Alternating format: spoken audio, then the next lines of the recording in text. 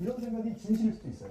또는 지금 상황이 정치적인 상황이 변하다 보니까 어떤 돌파가 필요하고 또는 뭔가 피해보가 필요한데 잘했다라고 생각할 가능성도 있습니다. 어쨌든 법적인 부분에서는 사실 큰 논란이 없는 부분이지만 설명을 하기 어렵고 또한 설명을 들을 생각이 없는 사람도 꽤 많기 때문에 이 부분은 여전히 완전히 정치적인 문제가 이미 되어버린 것 같습니다. 네.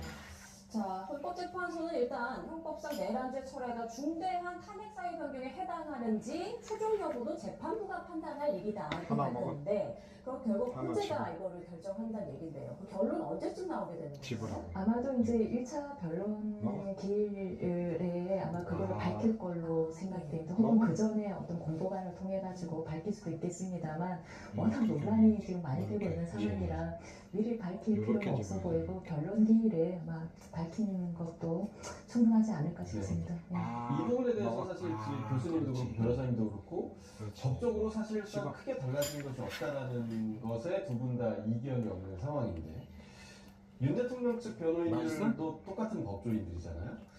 이 사안에 대해서 분명히 알고 있을 것 같기도 한데 이런 주장을 펼치는 거는 그냥 정치적인 구호로 해석을 해야 되는 겁니까? 어떻게 아니요, 꼭 그렇지는 않고 이제 저도 그 이론적으로는 그렇다라고 생각은 하는데 어떤 점이 조금 박근혜 대통령 때와는 좀 다른 점이라고 생각하냐면 일단 그 박근혜 대통령 때는 그러한 그 범죄 행위들이 주된 쟁점이 아니었습니다.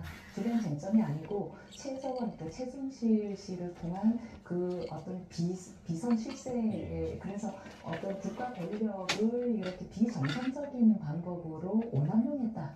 라고 하는 점이 핵심이었습니다. 그리고 이제 부수적으로 범죄 행위는 성파를 만든 가장 큰 쟁점이 아니었기 때문에 그때 큰 이슈가 되지 않았었습니다. 그런데 요번 이 탄핵은 사실 내란죄 우두머리라고 하는 것이 너무나 그 제명이 어마무시한 죄이기 때문에 큰 충격으로 와닿았고 그래서 실제 탄핵 소추안 가결될 때도 결정적인 역할을 했고 그 내란죄 프레임에서 이제 한번 거기에 갇힌 사람들은 거의 진짜 그 정치적인 사망 선고를 받는 것과 같은 그런 어떤 심대한 침해를 받았기 때문에 피해를 입었기 때문에 이제 그런 점들에서 보면 굉장히 억울할 뿐만 아니라 그리고 이제 법적으로도 어떤 생각이 드냐면 그 박근혜 대통령에 대한 그 개별적인 범죄 행위들이라서 그렇게 개별적으로 판단하면 되는 건데요. 지금 윤 대통령의 간헐소추 사유의 근거가 되는 그런 사실관계들은 내란 행위를 개별적인 행위들은 하나의 목적으로 모아지거든요.